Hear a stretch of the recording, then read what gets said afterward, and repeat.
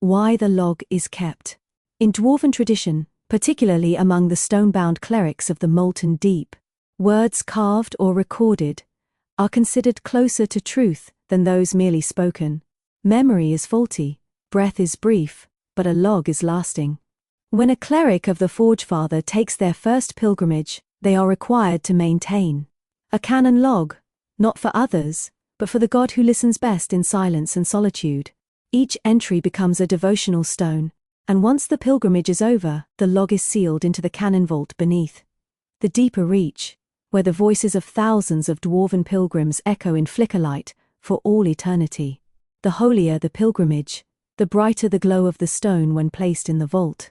How the dwarven god bestows his gifts. The Forge Father, known among the dwarves as Burnished, does not bestow gifts with the flourish of angels or the thunder of skies. His blessings come like sparks from the anvil, unassuming, searing, earned. A cleric does not receive spells. They must temper themselves through suffering, labor, and stone-born endurance, until their soul becomes a vessel hot enough to hold holy fire. When priests pray, they must bleed or offer ash. This is the price. In turn, the Forge Father grants smolder words, small prayers that light fires, purify metal, or reveal lies. Hammer grace, the strength to swing, heal, or crack bone with a prayer. Heat blood, a dangerous brief state where divine wrath pulses through veins like magma. Each gift leaves marks. Alkalite palms are already blistered in the shape of the sigil for tempered mercy. The Keeper, canon log of Burlock Damedson, pilgrimage entry. Sealed in stone by oath. To etch is to remember is to remain. Saying of the Granite Fathers. The making of his vestments. Clerics of Burnished wear no silk, no gold filigree. Burlock's vestments were forged, not sewn. His robes are made from chain wool, a fire-resistant dwarven textile woven with thin rings of brass. Dust felt, cloth soaked in sacred smoke from the black forges of Mount Graal. And a plate gorget, etched with his family rune, Damedson, a name given, not inherited, for a blood oath made to avenge a broken clan. The belt carries holy tools, a tongs-shaped relic, a vial of quenching oil, and a curved prayer hammer. Canon log, log I, the first strike. I leave the stone womb today. The air above burns my lungs like a first sip of untempered whiskey. My beard is braided for war, though no enemy awaits me. Only uncertainty and sky. They say the Forge Father watches not with eyes, but with heat. That every choice I make under burden will ring like hammer blows across the anvils of the deep. I do not go to find faith. I go to prove it. Already my fingers twitch with the ache of casting. I lit a fire at dawn with nothing but spit and will. The old priests nodded. I will carry that nod, like a torch in darkness. There is an elf child in the village who watched me leave. I did not wave. We dwarves are not good at farewells. My first steps north are towards the silent hall of slag, where the molten tongue is said to whisper to those brave enough to kneel on red-hot iron and listen. I am confident in faith, and merely afraid of failure. That is how I know the journey has begun. Burlock Damedson, cleric in coal and hammer. 1. The robes.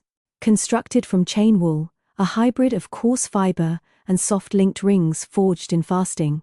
The cleric must smelt and draw the links by hand, without aid, over a fire that never sleeps. Every link is etched with a word from the oldest tongue. Each word a prayer of binding. When worn, the robe clinks faintly, a chorus of prayer that never ceases. 2. The mantle. Made from coal felt, a soot-hardened cloth. It is soaked daily in the smoke of devotional fires. This mantle carries the memory of each fire lit during prayer. Some say, if burned in battle, it will scream the prayers once offered. It is never washed. 3. The gorget. A wide plate worn over the collarbone, forged from rejected steel. It must be made from the leftovers of another dwarf's labor. A reminder that nothing is wasted, and that faith begins in the discarded. Upon it is inscribed the cleric's rune, not inherited, but carved by their own hand after their first true act of sacrifice. 4. The belt and tools. The belt bears tools, never weapons. A prayer hammer, used for blessing, not breaking. A vial of sacred oil, used to anoint wounds, gear, or dying kin. A set of tongs, symbolizing restraint and control of fire, both literal and spiritual. No dwarf may wear the full vestment until the rite of binding is complete. How the powers of faith are imbued. Dwarven clerics do not channel divinity like other mortal faiths. The Forge Father does not grant spells like coins to beggars. Instead, power is forged into the self, through rite, suffering, and completion of sacred labor. The system follows a threefold cycle: offering, proof, and tempering. 1. Offering. Before a dwarf may wield divine might, they must first offer something of value. Not symbolic value, real cost. A pint of blood from a part of the body they value. A tool they made, then break as tribute. A memory or name, sealed and forgotten forever. These offerings are made before the forge flame, and must be witnessed by another cleric, or burned alone while chanting one's faults aloud. 2. Proof. The dwarf then undertakes a task, not assigned, but self-chosen. Proof of faith may be building a shrine in hostile land, defending an unworthy soul, holding vigil for 7 days without food or rest, tending to the broken gear of strangers. Upon completing the task, the dwarf is permitted to record it in their Canon log, at which point a new spark may take root in their soul. Only then does divine power stir. 3. Tempering. Once power awakens, it is raw, dangerous, and half-formed. The cleric must test its limits carefully through tempering rituals such as holding live coals while chanting, fasting and fighting with the divine spark churning within, attempting a prayer with no words, just will. If the cleric survives, and the spark doesn't consume them in madness or silence, it sets, like molten metal cooled in sacred oil. Then and only then, a gift emerges. Gifts of the Forge Father. There are no spells in the traditional sense. Each gift is earned and manifests differently for each cleric. But they fall into 3 categories. Smolder gifts manifest as light, warmth, and inner guidance. These may cleanse the sick, ignite hope, or drive fear from allies. Hammer gifts manifest as strength, endurance, or precision. The cleric may strike only once, but never miss, or hold a shield that cannot break until the prayer ends. Ash gifts manifest as memory, grief, or purification. They can silence the dying, turn lies to dust, or command mourning stones to sing. Every gift exacts a price. The stronger the gift, the more of the self must be consumed. Some clerics become husks from overuse. Others vanish in fire, leaving only their vestments behind, burned but never broken. Canon Log Entry 2. Inventory of the Anointed. Let no weight be without purpose. What you carry is what you serve. What you leave behind is what you fear. Teaching of the Third Hammer. Preface. For the young stonebound. If you read this, you've been called, or you think you have been. Either way, the Forge will sort that out. This entry is not for glory or pride, but for those who follow after. Who think faith is a thing held in the hand, and not burned into the back. Read. Memorize. Adjust, not unless guided by oath or fire. Inventory. Outer carry. These are the items visible to the world, weatherproofed, secured, and meant to be reached without thought. A cleric must move through chaos like stone through a river, unmoved, unpanicked, prepared. 1. Chain wool robe. Purpose, armor of humility and heat discipline. Prayer, etched in every ring. Lesson, the robe teaches you patience. Putting it on takes 20 minutes. That's time to think about why you wear it. 2. Coal-felt mantle. Purpose, carries the memory of every fire used for prayer, cooking, or survival. If torn, it must be burned entirely and replaced through fasting. Lesson, mantles are not capes. They are burdens. You bear them. They don't billow. 3. Gorget of reject steel. Purpose. Protects the voice and breath. Symbol of reclaimed strength. Lesson. What others throw away, we make holy. That includes you. 4. Prayer hammer.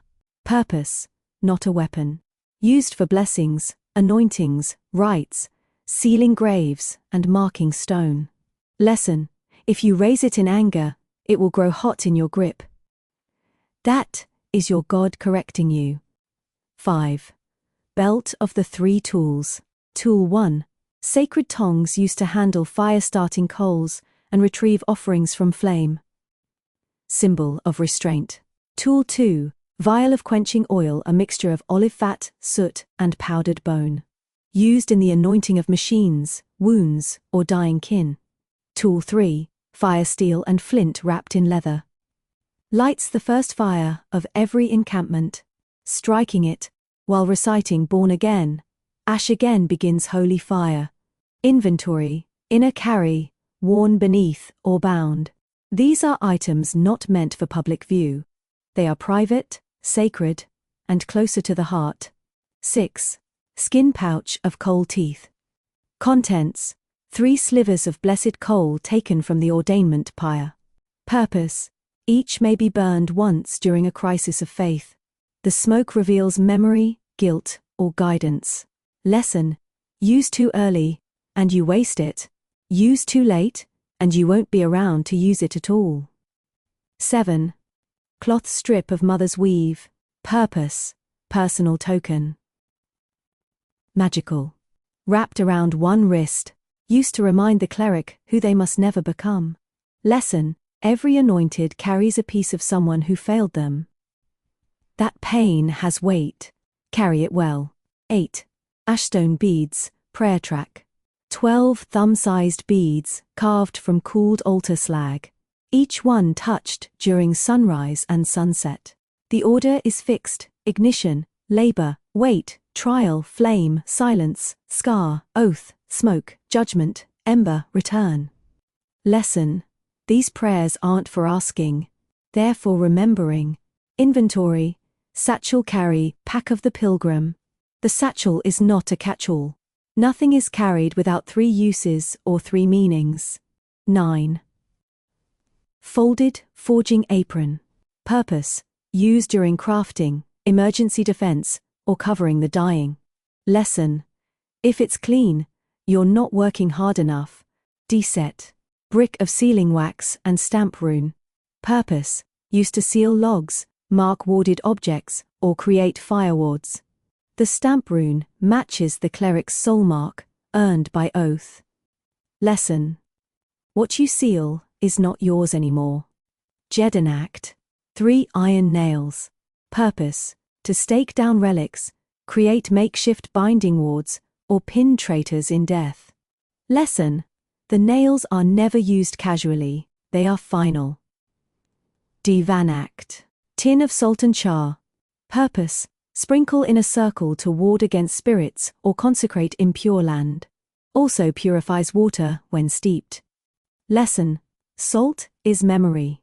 Char is judgment. Mix carefully. Trinact. Slate logboard with chalk. Purpose. Daily log, etched here before being copied into the Canon log proper. If you die, this is your last voice. Lesson. If your chalk never runs out, you're not doing enough worth recording. Inventory. Hidden or sealed.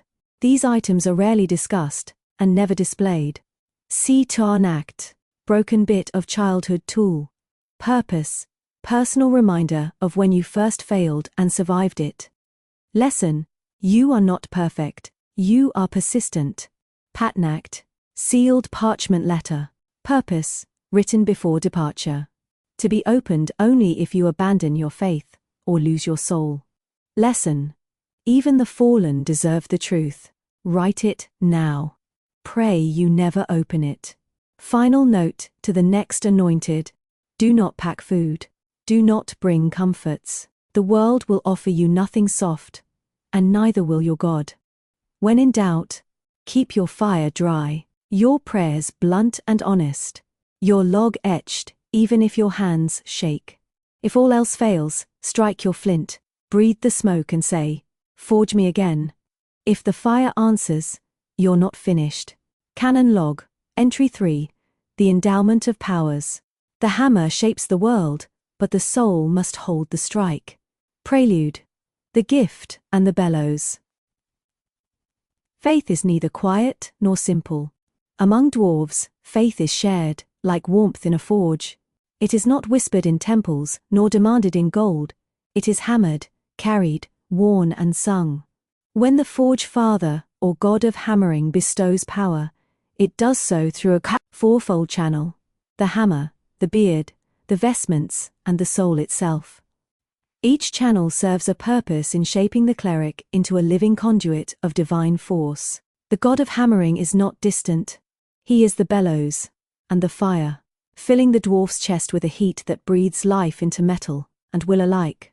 Every prayer, every act of endurance, every bead of sweat and drop of blood is absorbed as fuel, building the power to forge fate itself. I, the hammer, conduit of faith. The hammer is more than a tool. It is the first teacher. Its weight teaches restraint, its swing teaches precision, its impact teaches humility. 1. The physical hammer. Forged of iron tempered in holy fires, each hammer is unique. Burlock's hammer was drawn from the remnants of broken relics, reforged into a single unyielding form. Its head is etched with dwarven sigils representing labor, sacrifice, and judgment. The handle is wrapped in leather soaked in sacred oils, protecting both hand and spirit. 2. The hammer as channel. Every strike is a prayer. The hammer conducts divine heat into the world, burning impurity from objects, enemies, and self. The weight of the hammer mirrors the weight of faith. A careless swing can break metal and moral certainty. 3. Bellows of the god. As priest raises the hammer, the god of hammering fills his chest like air drawn through bellows. The divine force is shared, not imposed. Each strike, each chant, each beat of faith draws more heat into the cleric, forging not only the object struck, but the soul that swings it. Observation: a dwarf who doubts cannot lift the hammer fully. A dwarf who doubts the hammer cannot lift his soul fully. Yyth, the beard, conduit of memory. The beard is the living ledger of faith. Among dwarves, it is not vanity, but scripture in hair. Each braid, knot, and weight carries a story of ancestors, failures, victories, and prayers. 1. Preparation of the beard. Having spent weeks anointing my beard in ash oil, combing through it while chanting prayers, tiny iron beads were threaded through, each representing a completed task or ritual offering. The beard is a living tally of deeds and endurance, growing as the soul matures. 2. The beard as channel. When the god fills the dwarf with divine heat, the beard acts like a hearth. It spreads the power through the body, ensuring the soul does not overheat or fracture. The more disciplined the dwarf, the more the beard can store and conduct the divine force, amplifying the effectiveness of gifts. 3. Beard and bellows. In rituals, the dwarf must braid and manipulate the beard while praying, drawing the heat of faith into each strand. Mismanagement of the beard can cause the divine force to lash inward, burning the cleric's spirit as if the forge itself has turned against him. 3rd. Vestments, conduit of form. The vestments are holy armor and mirror. They are forged labor and woven prayer, binding the dwarf's body to the divine will. They are the interface between the hammer, the soul, and the world. 1. Robes and mantle. Made from chain wool and ashfelt, imbued with prayers and soot from sacrificial fires. Each link in the chain represents a word of faith. Each layer of felt represents a trial endured. The vestments are alive in purpose, not in magic alone. They carry the memory of the cleric's offerings. 2. The vestments as conduit. When the god of hammering fills the dwarf, the vestments conduct the force, distributing it to limbs, chest, and heart. They act as a filter and amplifier. Prayers directed through the vestments are honed into precision, their effect concentrated and purified. The vestments also record the divine heat, leaving trace marks visible only to the wearer or god. Sacred burden. The vestments are never washed or removed lightly. Removing them improperly risks losing part of the divine heat, an incomplete endowment. Only the rites of unbinding or the death of the cleric allow full release of the stored energy. Yyth. Soul. Conduit of will. The soul is the final, most perilous channel. It is where the divine fire becomes self-aware in the dwarf, where belief solidifies into action. 1. Offering of self. Before a dwarf may receive full endowment, he must offer a fragment of self, blood, memory, or enduring pain. Burlock offered a scar of pride and a memory of loss, anchoring the divine spark within him. 2. Soul as bellows. The god of hammering does not impose the gift, the dwarf must draw it into himself. The soul expands, absorbing heat and force like a forge hearth, until the fire is both destructive and creative. Failure to control the soul results in spiritual shrapnel, hallucinations, frenzy, or spiritual numbness. 3. Tempering. The divine heat cannot remain raw. The dwarf must channel it through hammer, beard, and vestment, shaping it into usable gifts. Each successful tempering solidifies a gift, a blessing that can be used for protection, forging, judgment, or healing. V. The cycle of endowment. The full endowment occurs as a fourfold cycle, repeated throughout a cleric's life. Raise the hammer, draw divine heat from the bellows of the god. Focus intention. Braid the beard, conduct the heat into the body, spreading it evenly, storing memory of each action. Wrap investments, amplify, filter, and solidify the divine force, linking it to the physical form. Offer the soul, anchor the heat in will, tempering it into a gift. Observation. Each repetition strengthens the dwarf. Skipping a step is fatal to full endowment. Mismanaged steps may fracture the soul, burning the hammer, singeing the vestment, or severing connection entirely. Sexta. Gifts forged in the fire. Once the divine heat is fully tempered through the channels, the dwarf receives unique gifts, manifestations of the god of hammering's power. These are not spells, they are extensions of the dwarf's faith and labor. Soul strike, a blow that carries divine judgment, heating metal, burning corruption, or severing spiritual binds. Mantle of forging, the vestments glow faintly. Wearer may survive fire or channel divine heat to purify. Beard of memory, each braid may radiate a protective aura, recalling lessons of past trials. Soul's bellows, the dwarf may endure otherwise fatal labor, carrying divine will into the world through sheer force of spirit. Each gift is tied to cost and discipline. Using them recklessly damages the soul, burns the hammer, or frays the vestment. Each is a tool, not a toy. 7th. Observations of the pilgrim. Burlock notes in his log, the god of hammering is neither cruel nor merciful. He is sharing. He fills me like the bellows fills a forge. I inhale faith. The prayers I offer burn in me and through me. Hammer becomes my voice, the beard of my memory. The vestments my body shield and channel. My soul is the crucible. When I swing the hammer today, I do not strike the world, I forge it. I do not burn with anger, I temper it.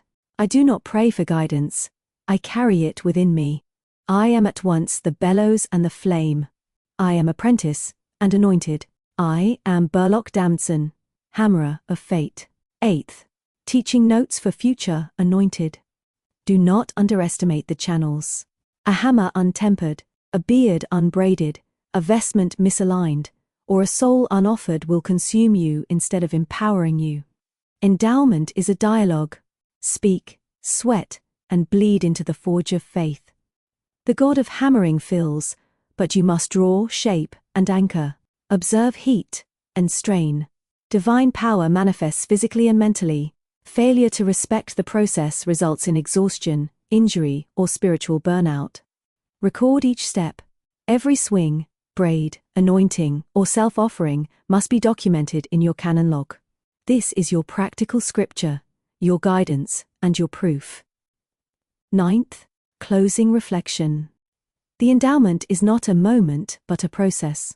It is a lifelong pilgrimage, repeated at every trial, every forge, and every encounter with fire and iron.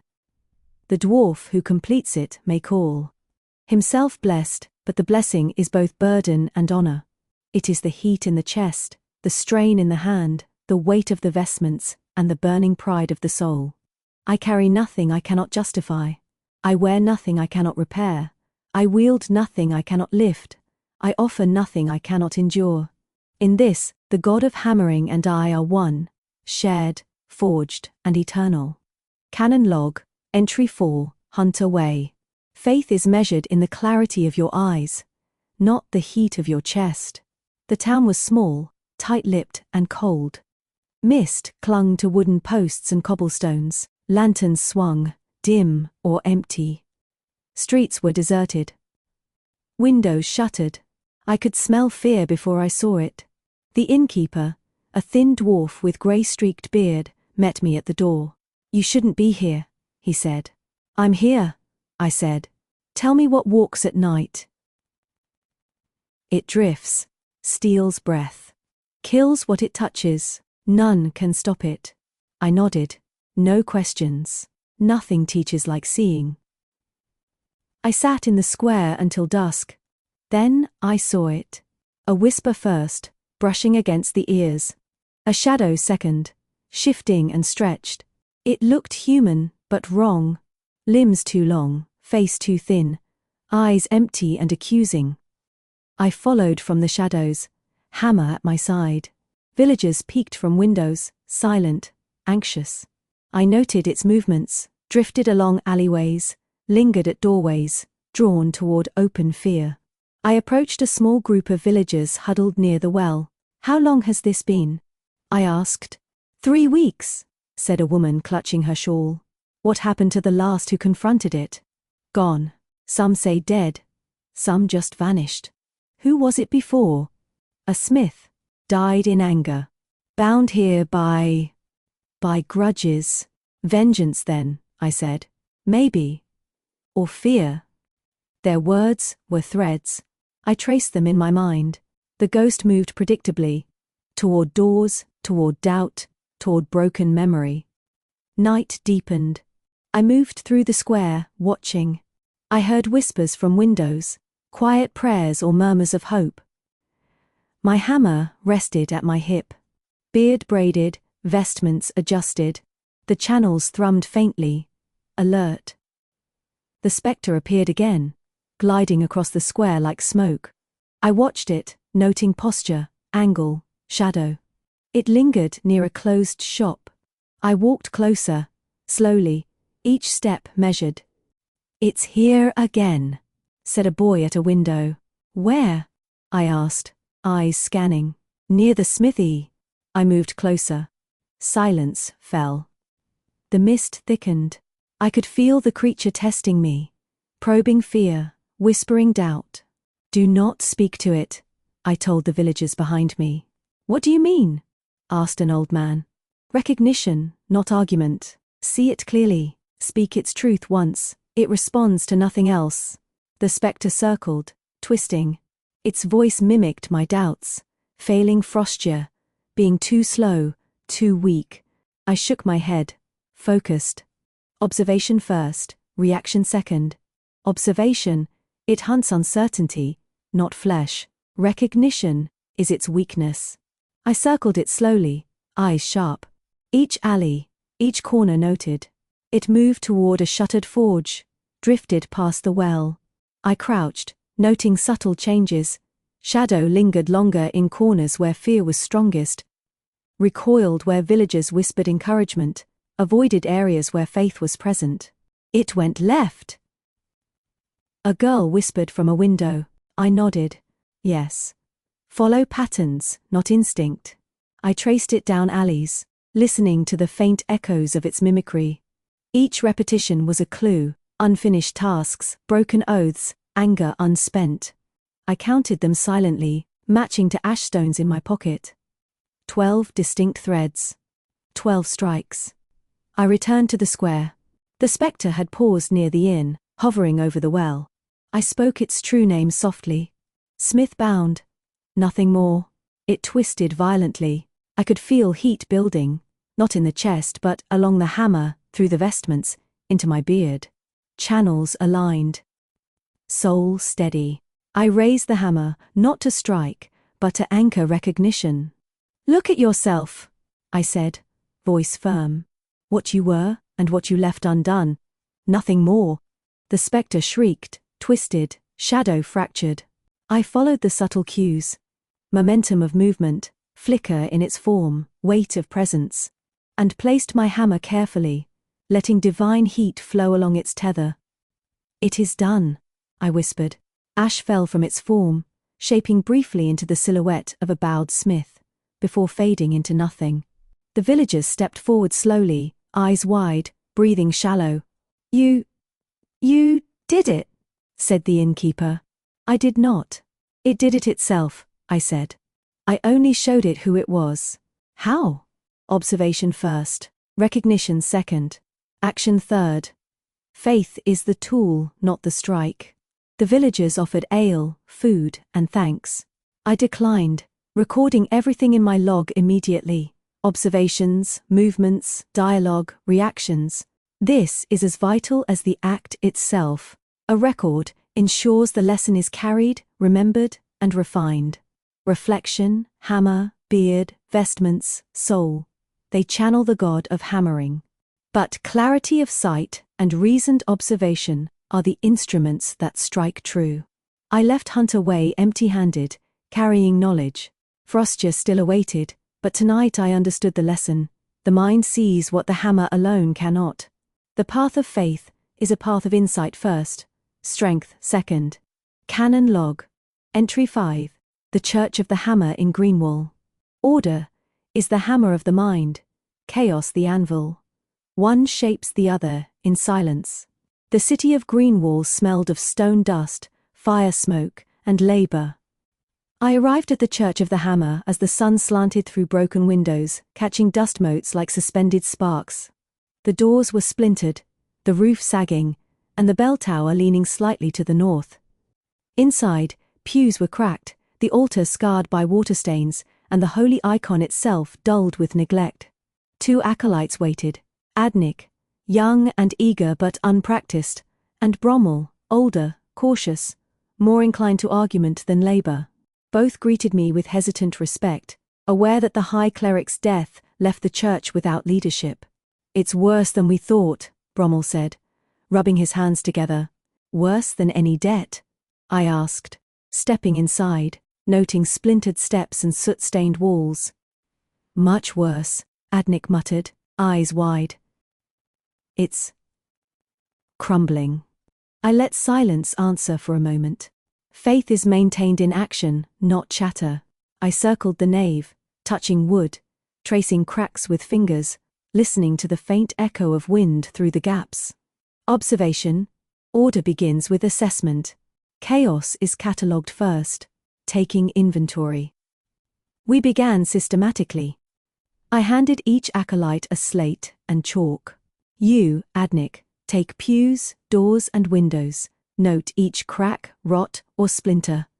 Yes, Master Burlock, he said, scribbling furiously. Brommel, walls, roof, bell tower, I continued. List weaknesses, missing nails, anything that risks collapse. Do you expect us to climb the tower? He asked, grimacing.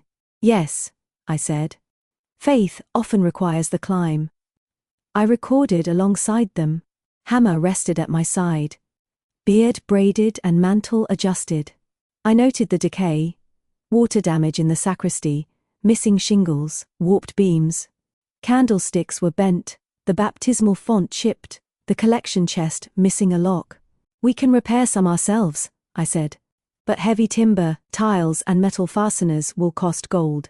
Strategy session. We gathered around the altar. Chalked diagrams of floor plans littered the slate. We will divide priorities, I said. Roof first, to prevent further water damage. Then structure, beams, tower, windows and pews after, sacristy last. We lack tools, Adnik pointed out, and materials. Which is why we consult allies, I said. I mentioned the Church of Thor, nearby and better funded. They had historically aided dwarven clergy in crises, though not without expectation. A loan, Brommel said cautiously. Yes, not charity, I said. Assistance. We accept responsibility for repayment. They'll expect accounting, oversight, Adnik added. Exactly. We provide structure, diligence, and accountability. Then they know the funds are used as promised. Observation. Faith thrives when partnerships are structured. Chaos invites misuse. Division of labor. We walk through the church again. I assigned tasks. Adnik, pews, small repairs, inventory of candles and minor woodwork. Brommel, roof and structural supports, managing external labor if any arrives. Burlock, overseer, advisor, liaison with Thor, heavy lifting when divine intervention is required. Remember, I said, even small mistakes can fester. One splinter missed can become rot. Yes, master, they chorused. We began repairs the next morning. I demonstrated proper timber bracing and the alignment of beams. Adnik struggled at first, fumbling nails, but corrected under instruction. Brommel insisted on measuring twice before driving a single spike. Observation. Faith and craftsmanship are siblings. Both demand patience, precision, and endurance. Yyth. Visiting the Church of Thor. The loan discussion was delicate. The Temple of Thor gleamed in contrast, polished stone, broad doors, and acolytes moving in perfect rhythm. I met the steward, a dwarf named Thrain, who regarded me with measured suspicion. You request gold for repair, he said. Yes. For the church of our god of hammering, it risks collapse without assistance. Repayment? Through completed works, accountability, and faithful reporting, I said. He considered, then nodded slowly. We can provide assistance, but with oversight, daily reports, inspections, and repayment in labor or coin. Agreed, I said. Faith and diligence will be our surety. Observation. Alliances in faith require trust, transparency, and willingness to submit to external standards. Pride alone does not repair a roof. Planning the work. Back at the church, we created an itemized list for materials and repairs. Roof timbers, fasteners, and replacement shingles. Support beams and joists for bell tower. Windows, lead, glass panes, metalwork, hinges, nails, locks, sacristy floorboards and altar reinforcement. Candles, ash, and soot cleaning supplies. Labor allocation and oversight schedule. We will track each item, I said, writing on the slate. Failure to record is failure to act. Adnik and Brommel nodded, understanding the gravity. They were learning the discipline of faith through order, not only hammering or prayer. Evening reflections. I walked alone through the nave after work. Dust lay in corners, sunlight slanting through broken windows. The church smelled of sawdust and damp wood. Observation. Restoration is not only physical. The church must regain its rhythm, ritual, order, and presence. Tools, gold, and effort repair structure. Faith repairs the spirit. I recorded the day's progress. Inventory completed, tasks assigned, Thor's assistance arranged. Tomorrow begins the hands-on repair, the testing of patience, and the slow forging of order from chaos.